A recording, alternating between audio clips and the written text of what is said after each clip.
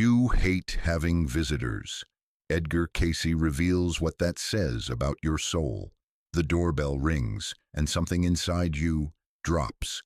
Not fear, exactly, not danger, just resistance. A subtle contraction in your chest, a thought that flashes through your mind before you can stop it. Please, not now. Please, not today.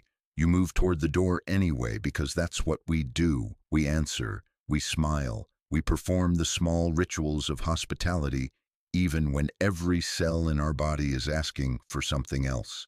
Silence, space, solitude, and afterward, when they've finally left, you stand in the center of your living room and feel it, that strange mixture of relief and shame. Relief that your space is yours again. Shame that you feel relieved at all. What kind of person dreads having visitors? What kind of soul prefers emptiness to connection? You've asked yourself these questions before. Maybe you've even believed the answers society whispers, that you're broken, antisocial, cold, that something fundamental is missing in you, some capacity for warmth that others seem to carry so naturally. But what if you've been asking the wrong question? What if the real question isn't what's wrong with me? What if it's what is my soul trying to tell me? For over 4 decades, a man named Edgar Cayce entered deep trance states and accessed what he called the Akashic Records, a cosmic library containing the story of every soul that has ever lived. In thousands of readings, he encountered souls who carried a particular signature, a particular frequency, the frequency of the hermit, the monk, the keeper of sacred space. And he said something that changes everything. Your need for solitude isn't a flaw. It might be your soul's most honest language. It might be the whisper of lifetimes spent in contemplation, in service, in the kind of work that can only happen when the world falls away and something deeper emerges. By the end of this journey, you'll understand why solitude might not be avoidance at all. It might be assignment. It might be the very thing you came here to do. But to understand what Cayce saw when he read these souls, we first need to meet the man who could read souls like books. His name was Edgar Cayce, and for 43 years, he did something that should have been impossible. Twice a day, he would lie down on a simple couch, loosen his tie, fold his hands across his chest, and enter a state of consciousness so deep that his own waking mind had no memory of what happened there. His wife would sit beside him, pen in hand. A stenographer would record every word. And then he would speak. Not as Edgar Cayce, the humble photographer from Kentucky, but as something else, something that could see beyond the veil of a single lifetime. He called it the Akashic Records. Others called it the Book of Life, the cosmic memory, the soul's eternal library. Whatever name you give it, the phenomenon was undeniable. Over 14,000 documented readings, spanning medical diagnoses he shouldn't have known, past life revelations that would later be historically verified, and spiritual guidance so precise it would change the trajectory of thousands of lives. Doctors consulted him when medicine failed. Seekers came to him when churches offered no answers. And what he told them, again and again, was this: you are not new. Your soul is ancient. It carries the weight and wisdom of countless journeys. And everything you feel, every preference, every fear, every inexplicable pull toward or away from something, is not random.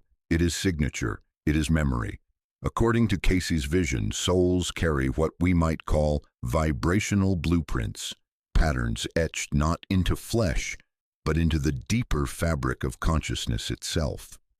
These patterns are shaped by accumulated experience, not just from this life, but from all the lives that came before.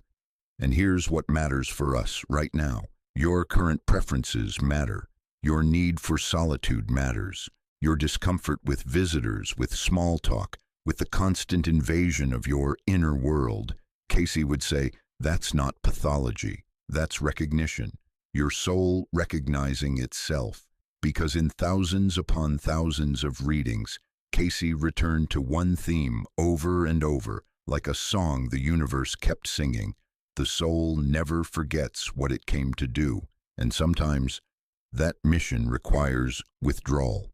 Sometimes it requires the kind of silence that only comes when the door is closed, the phone is off, and you are finally blissfully alone with the work only you can do. But what work, what mission could possibly justify this ache for solitude that feels, at times, like the deepest loneliness and the deepest peace braided together? To answer that, we need to understand an archetype that's older than psychology, older than Cayce himself. We need to meet the hermit. Close your eyes for a moment. Picture a mountain, not the kind with ski resorts and hiking trails, the kind that stands alone, untouched, ancient.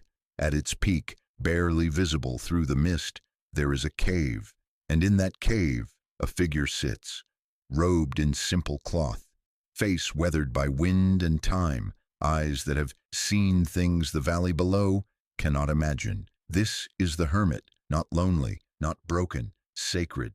In Cayce's cosmology and in the wisdom traditions that stretch back thousands of years before him, the hermit is not a failure of connection. The hermit is a choice, a calling, a soul assignment undertaken with full awareness before incarnation.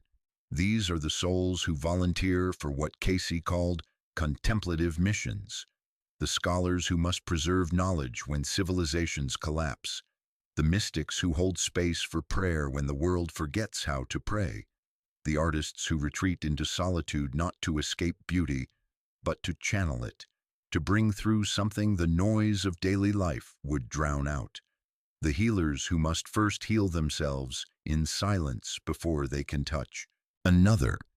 Cayce described these souls with such reverence. He said they were the record keepers, the translators, the ones who sit at the threshold between worlds and interpret the language of the divine into something human hearts can understand. But here's what he also said, and this is crucial.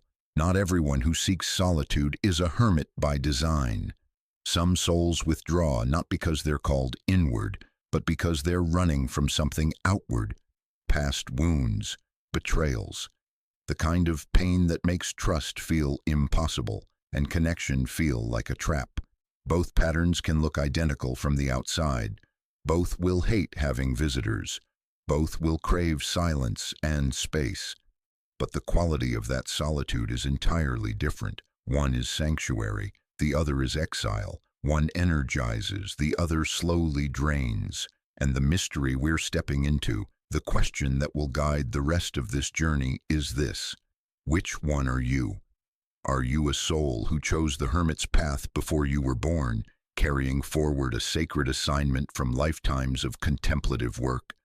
Or are you a soul who learned somewhere along the way that people hurt and solitude, at least, is predictable? There's no judgment in either answer. Cayce himself emphasized that the records don't condemn. They illuminate. They show you the pattern so you can choose consciously what to do with it. But to see your pattern clearly, you have to cross the first threshold. You have to look at your solitude without shame. And that requires courage. Let's pause here. Let's be completely honest. When you think about your need for solitude, what's the first feeling that rises? Is it relief? A sense of, yes, this is me, this is right? Or is it shame? A whisper that says, I should be different. I should want what others want. Take a breath. Let the answer come without editing it. Because here's what Cayce understood, what his readings return to again and again. The soul speaks through feeling first, explanation second. If your solitude feels like coming home, if alone time leaves you energized, creative, more connected to something vast and luminous, then you're hearing the hermit's call. You're responding to a frequency your soul has been tuned to for lifetimes. You might still feel awkward in social settings. You might struggle with small talk, avoid parties, politely decline invitations you know you should accept. But underneath all that, there's peace, there's rightness. When you close the door and the world falls away, you don't feel empty, you feel full.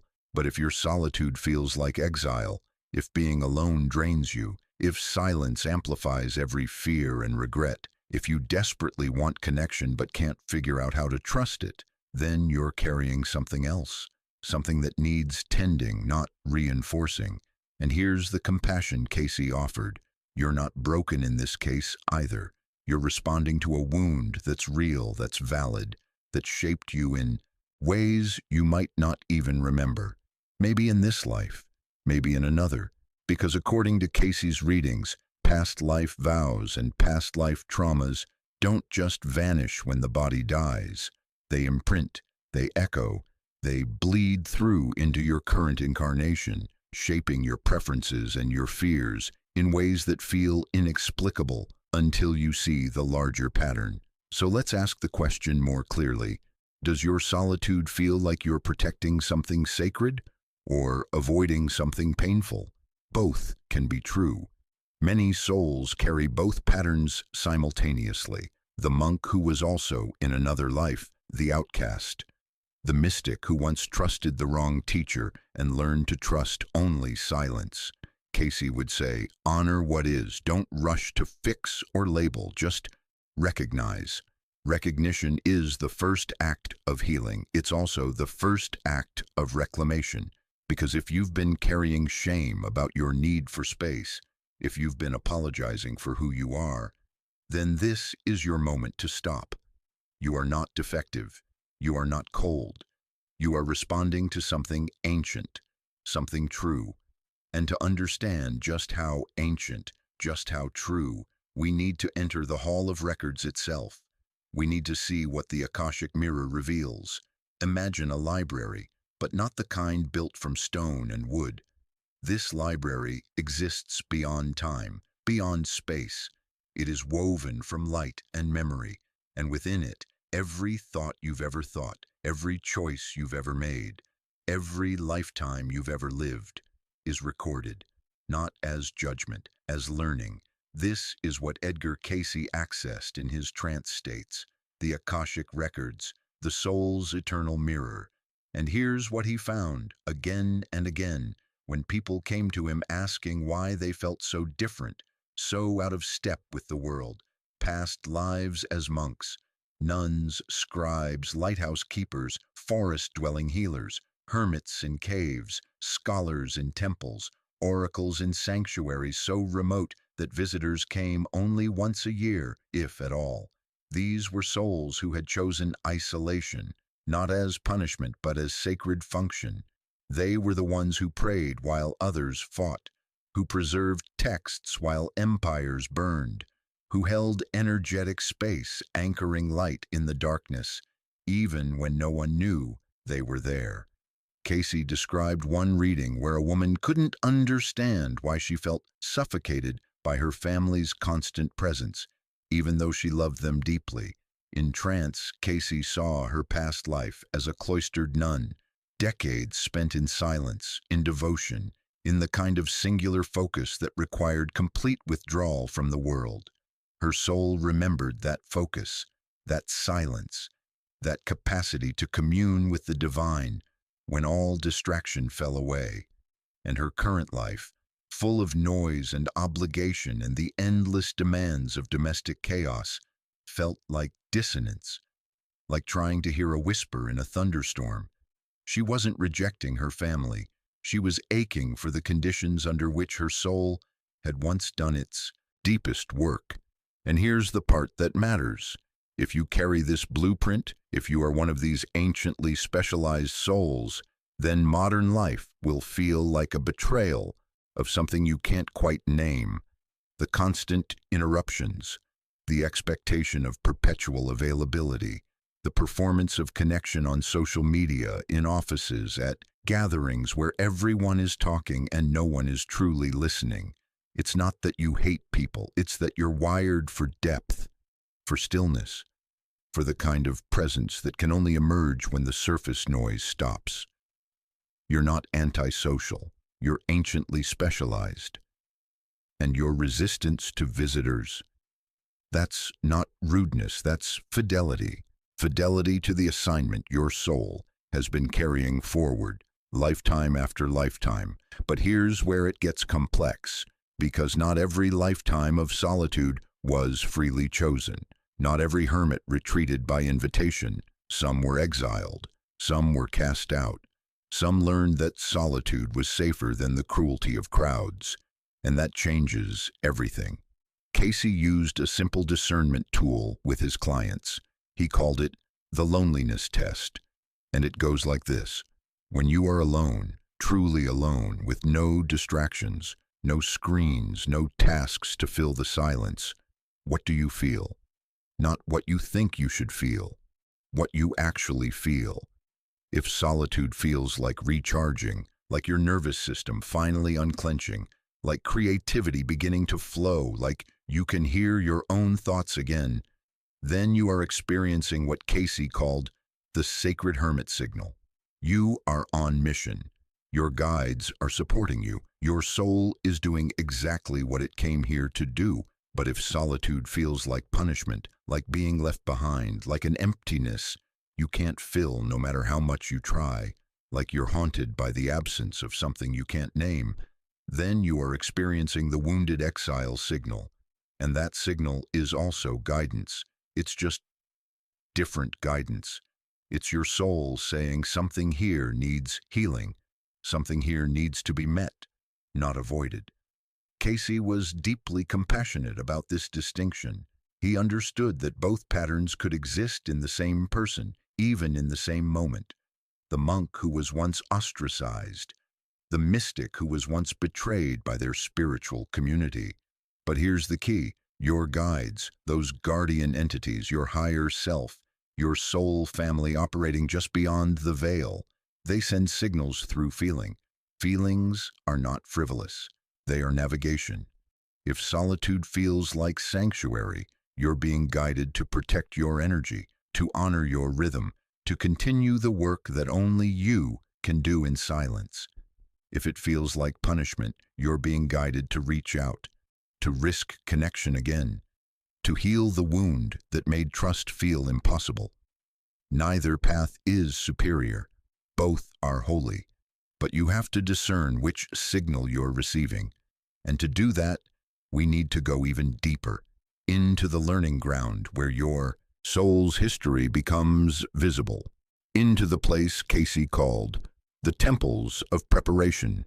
Between lifetimes, Cayce said, the soul doesn't simply rest, it learns.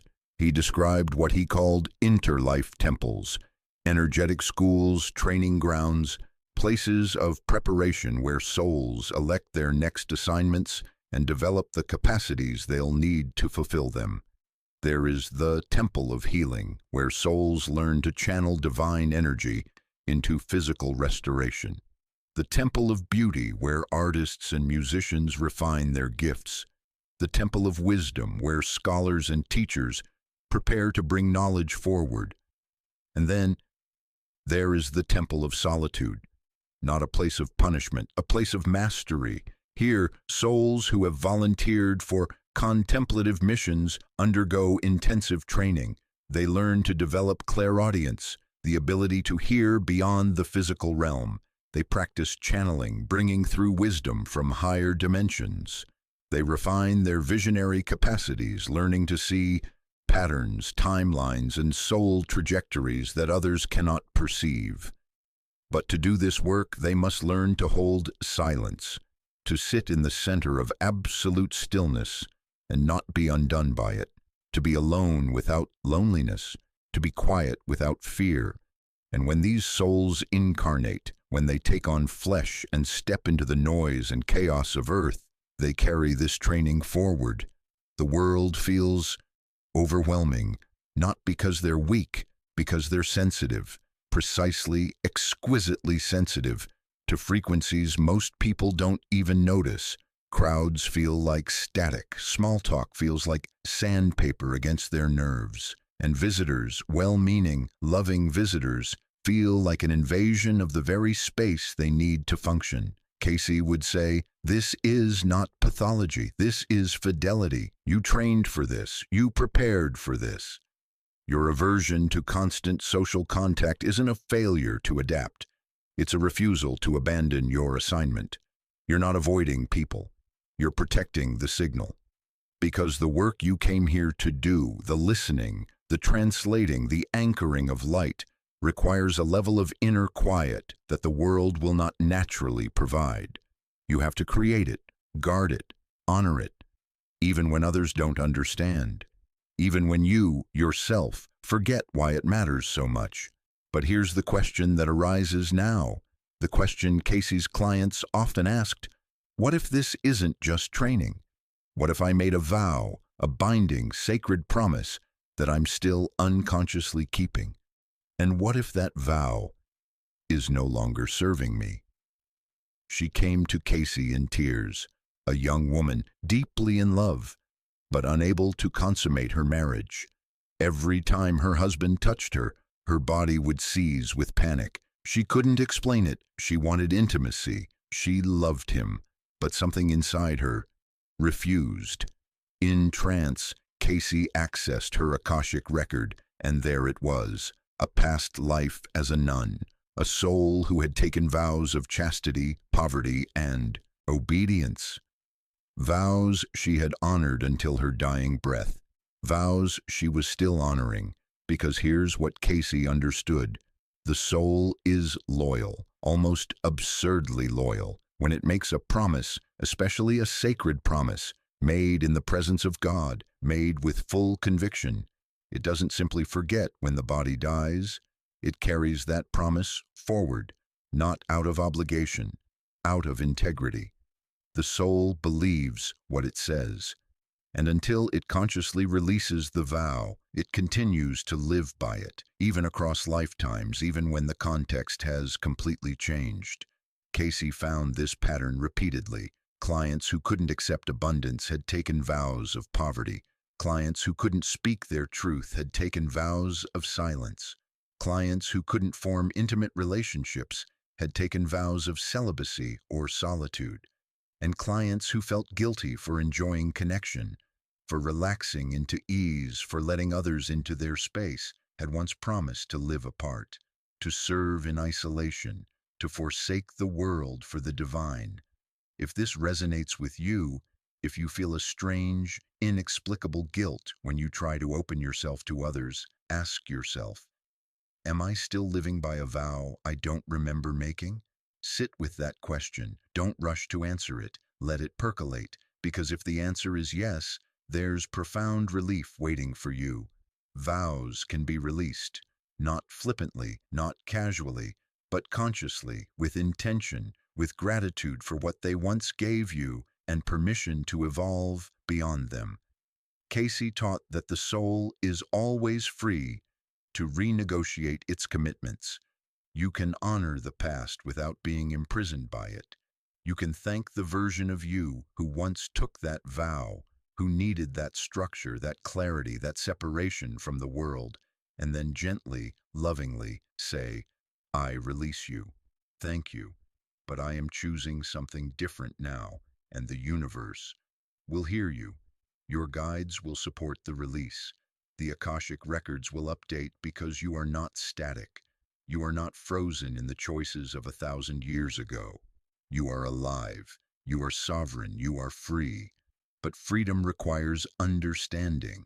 You have to know why you took the vow in the first place. What were you seeking? What were you protecting yourself from? What was so precious about solitude that you would bind yourself to it for lifetimes? To answer that, we have to look at the choice itself, the architecture of the soul's most recurring decision: return or remain. Every soul, Cayce taught, faces this choice eventually, sometimes once, sometimes 100 times. Do I engage with the world, or do I withdraw into contemplation? Do I dive into the mess of human connection with all its joy and heartbreak and compromise? Or do I retreat into the clarity of solitude, where the divine is easier to hear and the self is easier to know? Neither answer is wrong. Both are sacred, but each carries its own costs, and each bestows its own gifts. The sacred hermit path, the path of chosen solitude, offers this deep wisdom, the kind that only comes from sustained inner work, from meditation, from silence so profound that the soul's voice becomes undeniable, inner peace, the capacity to be at home within yourself, no matter what chaos surrounds you, direct communion with Source. The mystics know this.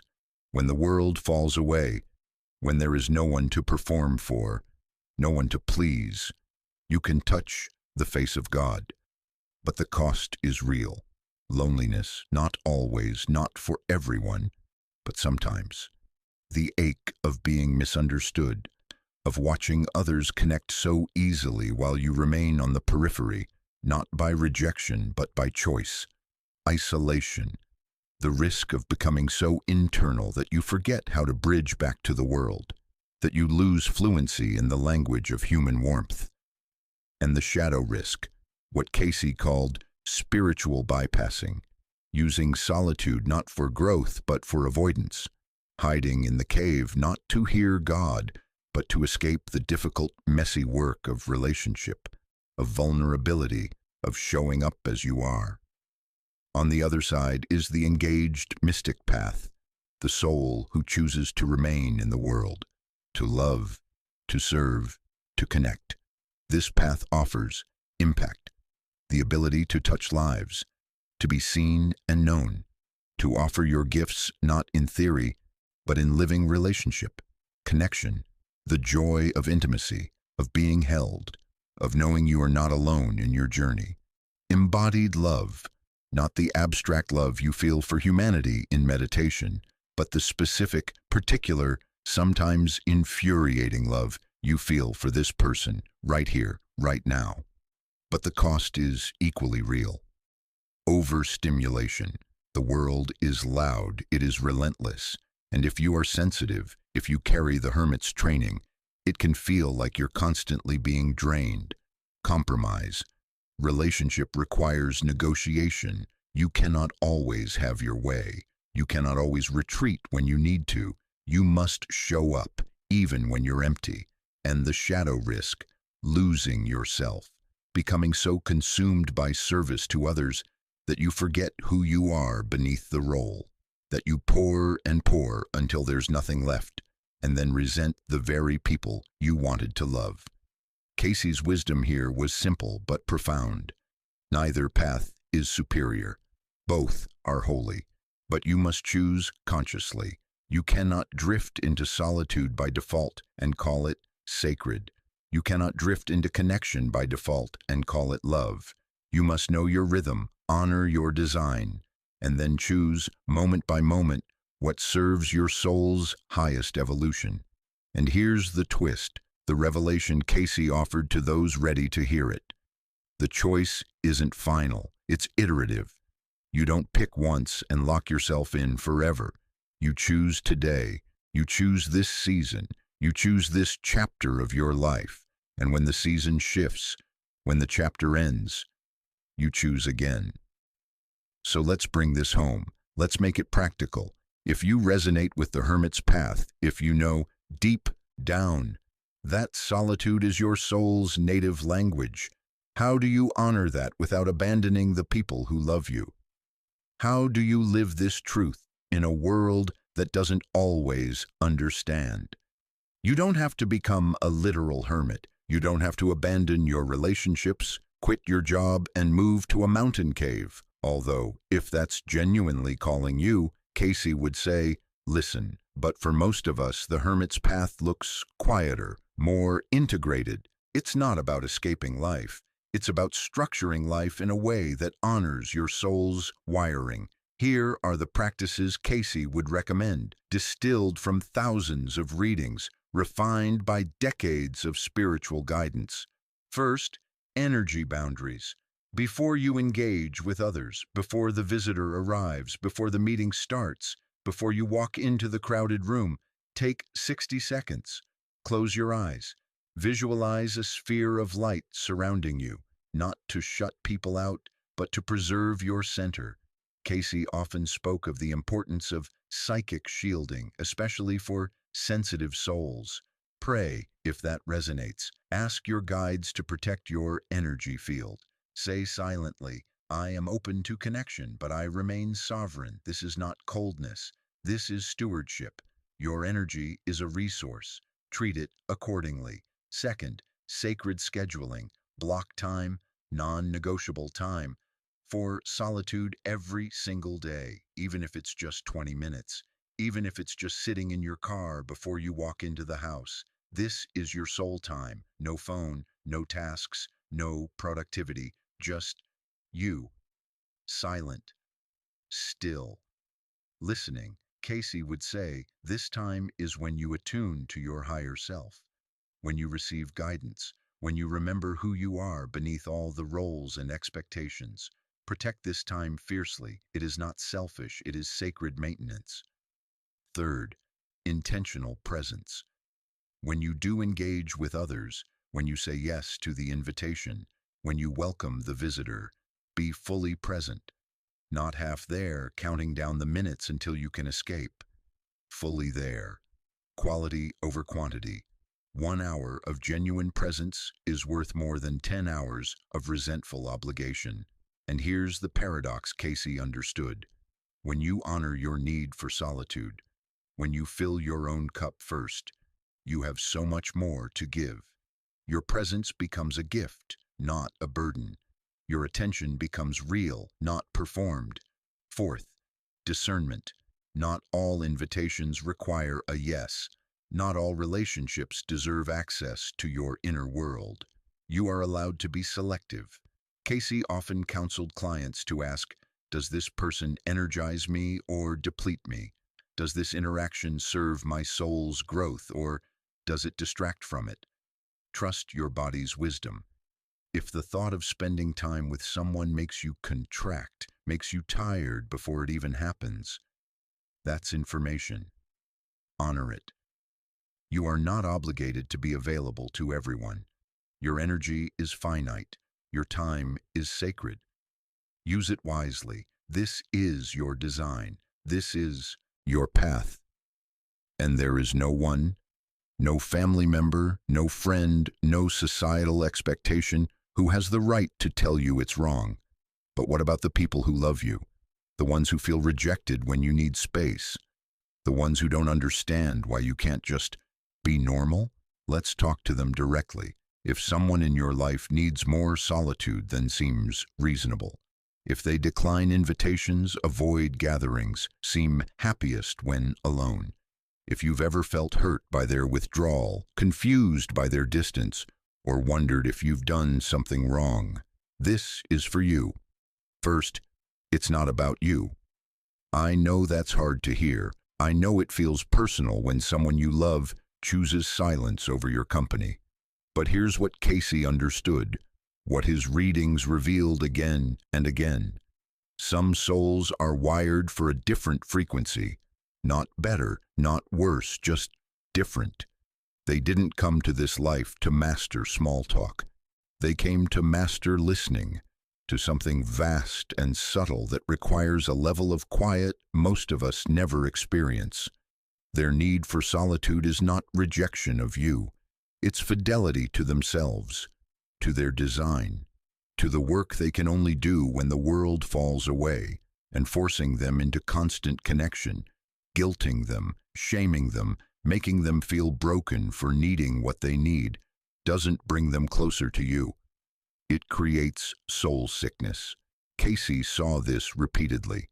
Hermit souls forced into extroverted roles, into careers that demanded perpetual performance, into families that required constant availability. They withered, not dramatically, slowly, a dimming of the light that made them who they were. So if you love a hermit, here's what they need from you. Trust their rhythm. When they say they need time alone, believe them. Don't take it personally. Don't interpret it as a statement about your worth. Give them space without resentment. Let them retreat without making them pay for it later. Without the passive-aggressive comments, the guilt trips, the implication that they're selfish for honoring their needs. Welcome them back without interrogation. When they return, and they will return renewed and more present, don't punish them for leaving. Don't demand explanations. Just receive them. Because here's the truth. When a hermit soul feels safe to withdraw and return, when they know their solitude won't be held against them, they become the most loyal, devoted, present companions you could ask for. They just need the rhythm honored. And if you can do that, if you can love them enough to let them be exactly who they are, you'll receive something rare and precious, the full presence of someone who has done their inner work, who knows themselves, who has touched something vast in the silence and brought it back to share with you. That is the hermit's gift, but it can only be given freely, never forced. Now, let's shift the lens one more time. Let's imagine your future. Close your eyes, take a slow breath, and imagine yourself 10 years from now. You're sitting somewhere quiet, a room you love, a chair that holds you perfectly. The light is soft, the air is still, and you're looking back at this moment, at the choice you made. Did you honor your need for solitude, or did you betray it? See yourself in the timeline where you chose honoring, where you set boundaries, where you said no to the invitations that depleted you, and yes to the silence that restored you. Look at this version of you. What do you see? Maybe you're radiant, creative, wise. Your face carries peace, not performance. You've written the book, painted the series, built the practice, cultivated the garden. Whatever work your soul came here to do, you did it because you protected the space it required.